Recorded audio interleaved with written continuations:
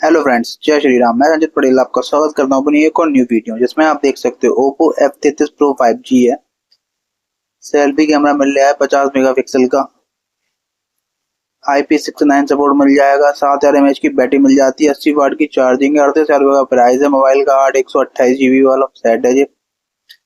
इसमें आप देख ही सकते हो, फोन दिखने में भी सही से लग रहा है।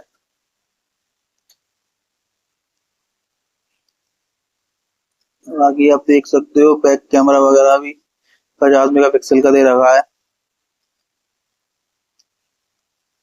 कैमरा तो सही सा है ओप्पो की तरफ से।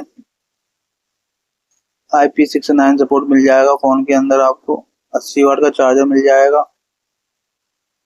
6.57 इंच का डिस्प्ले मिल जाएगा। 194 वेट है फोन का। सही सा फोन है ये ओप्पो की तरफ से।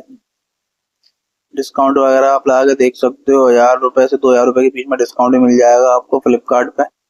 वीडियो को लाइक जरूर करें, चैनल को करें सब्सक्राइब।